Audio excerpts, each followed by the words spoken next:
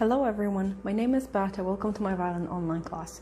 Today we will be talking about key signatures.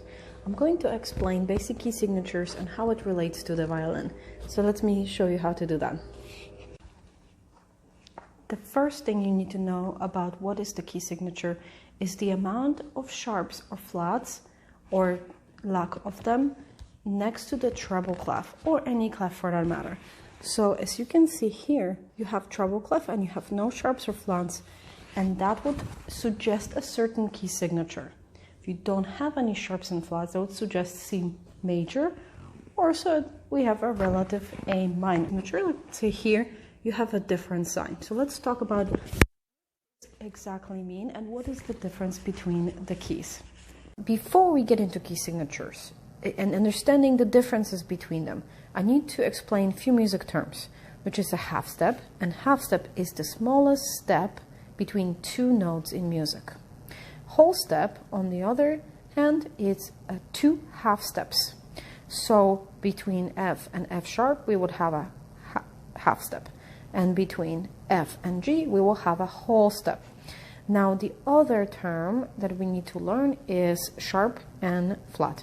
Sharp makes the note higher by a half step, and flat makes the note lower by a half step. This is called a circle of fifths. The key signatures have a certain amount of sharps and flats next to the treble clef. If you look at the C major, it doesn't have any sharps or flats, and if you look at the G major, it has one sharp. If you look at D major, it has two sharps, etc., etc. And of course, the keys with flats, you can probably see as well. The F major has one flat, B flat major has two flats, and etc. So depending of how many sharps and flats we would have, or we would not have any, we would play the piece differently.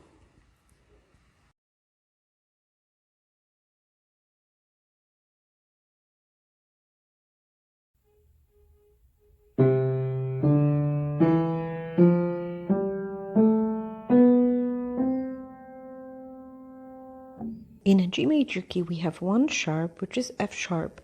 Notice that we have F sharp and G. We would put these fingers together on the fingerboard, as well as an F sharp and G on E strings. But did you notice that B and C is together as well? Now, I'm going to play this on the piano and look at the distances because we have a half step between B and C without the black key, and that's exactly the reason why we put the fingers together on violin.